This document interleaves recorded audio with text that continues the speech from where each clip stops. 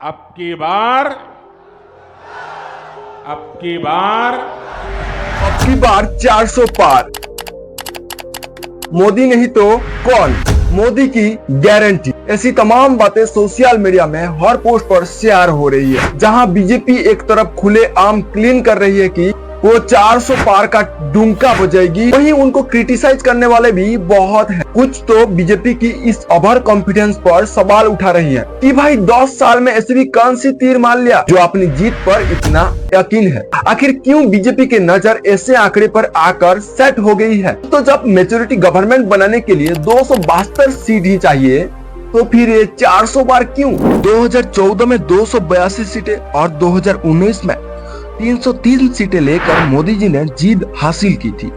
तो फिर इस बार 400 की पार एक साइकोलॉजिकल गेम है या फिर इसके पीछे बीजेपी की एक सोची समझी चाल है, जिसका खुलासा जीत के बाद ही होने वाला है। चलिए सब कुछ समझने के लिए कोशिश करते हैं। You can love BJP, you can hate BJP, but you can't ignore BJP. Line आज बीजेपी पर इतने फीडबैक दे रही है कि बूढ़े तो क्या, 18 साल की न्यू वोटर्स भी अपने दांव खेलने पर तैयार है। अब ये बीजेपी ने कैसे किया है, कैसे इतने बड़े वोटर्स ग्रुप के दिलों तक पहुंच पाई है, इस बारे में तो हम बाद में बात करेंगे। लेकिन पहले ये बता दें कि बीजेपी का दिल आखिर 400 पर क्यों आकर अटक गया है। इसके कोई रीजन है और एक्सपोर्ट के माने तो कहीं ना कहीं इसकी जड़ संविधान संशोधन से जुड़ी हुई है। 5 फरवरी 2024 में लोकसभा में खड़े होकर पीएम मोदी ने कहा था कि हमारे तीसरा कार्यकाल अगले 1000 सालों के लिए मजबूत रखने का काम करे और इसके लिए 363 बहुमत की जरूरत है। कुछ ऐसे ही स्टेटमेंट बीजेपी सांसद अनंत एखेड़े भी दिया था। उन्होंने साफ कहा था संविधान संशोधन के लिए और कांग्रेस की करी हुई गलतियों को हटाने के लिए हमें 2/3 बहुमत की चाहिए, यानी 263 बहुमत चाहिए और कहीं ना कहीं 400 का आंकड़ा भी वहीं से आया है। आइए डिटेल्स में जानते हैं। लोकसभा में 543 सीटें हैं। इसमें से भी अगर आपको संविधान में चेंज लाना है तो किसी भी बड़े चेंज के लिए 2/3 मेजोरिटी यानी 263 सीट की जरूरत होती है। अगर इतनी सीट किसी पार्टी को मिल जाती तो संविधान में बड़े से बड़े बदलाव करने के लिए उसे किसी और की जरूरत नहीं पड़ेगी। ये रूल खुद संविधान की फादर डॉक्टर भीमराव अंबेडकर ने बनाया था।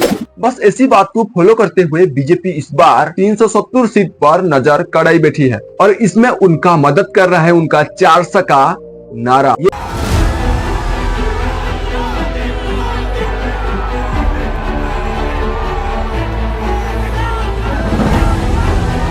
ऐसे स्लोगान न केवल बीजेपी के इलेक्शन कैंपेन को काफी स्ट्रॉन्ग बना रही है, बल्कि साइकोलॉजिकली भी लोगों के दिमाग में एक इमेज बना रही है कि भैया हवा तो बीजेपी की ही है। ये इसका कॉन्फिडेंस और सोशल मीडिया कैंपेन ही है जो ज्यादा से ज्यादा यूथ को अट्रैक्ट करने के लिए कामयाब दिला रही है और उन्हें भी ऐसा लग रहा है कि इस वक्त कमान संभालने के लिए बीजेपी ही परफेक्ट ऑप्शन है। कोई बड़े बड़े फैसले तो गठबंधन के सरकार में भी लिए गए हैं, तो फिर इतनी भारी मेजोरिटी पर निशाना क्यों? सबसे पहला और सबसे इम्पोर्टेंट जो मुद्दा आती है और वो है वन नेशन वन इलेक्शन। कि वन से हमारा मतलब लोकसभा और विधानसभा इलेक्शन को साथ करने का है। आपने देखा होगा कि हर साल किसी न किसी राज्य से इलेक्शन लगा हुआ रहता है, जिसे ना केवल लंबा वक्त लगा रहता है बल्कि देश का एक बड़ा बजट भी चुनाव में लग जाता है।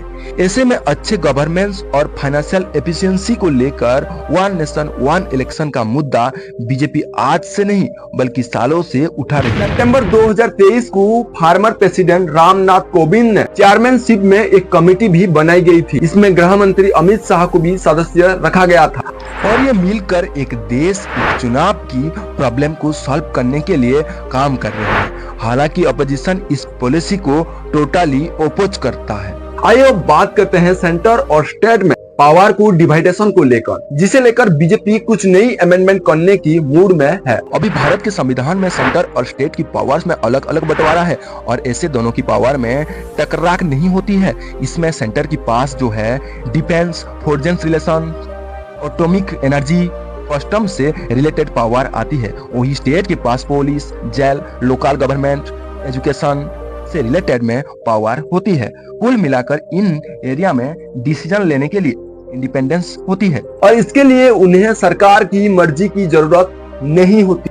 लेकिन हाल ही के दिनों में देखें तो सेंट्रल गवर्नमेंट और स्टेट गवर्नमेंट के बीच एक पावर को लेकर खींचतान देखने को मिली है, खास करके उन स्टेट में जहां अपोजिशन पार्टी पावर में है। इसका सबसे बड़ा एग्जाम्पल हम दिल्ली को कह सकते हैं, जहां आम आदमी पार्टी की सरकार और मोदी सरकार के बीच किस हद तक गेम चलता रहता है। इसमें अंदाजा लगाया जा रहा है कि बीजेपी को फुल मेजोरिटी इसलिए भी चाहिए ताकि वो पावर अपने दंग से बांट सके। अगर ऐसा होता है तो संविधान संशोधन के जरिए बीजेपी को अधिकार मिल जाएगा कि सेंटर और स्टेट की शक्तियों को नई तरह से बांट सके। ऐसे में ये भी हो सकता है इसके तहत ज्यादा पावर सेंटर की हाथ में ये किसी से छुपा नहीं है, ताकि ओपोजिशन पार्टी की स्टेट में जीतने के बाद भी जड़ पावर सेंटर की हाथ में बनी रहे। अब बात करेंगे भारत को हिंदू राष्ट्र बनाने की नहर। चुनाव सावरकर ने कहा था भारत हिंदू की पुण्य भूमि है, मुसलमान और इस्लामों की पुण्य भूमि भारत नहीं है। पिछले 100 सालों में इस विचार ने काफी समर्थन भी हासिल की है।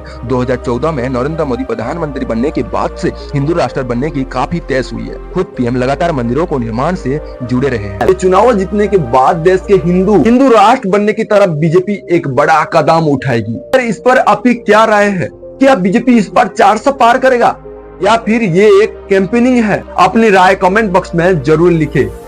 और हमारे चैनल को आप पहली बार देख रहे हो तो चैनल को सब्सक्राइब करना ना भूले। जय हिंद।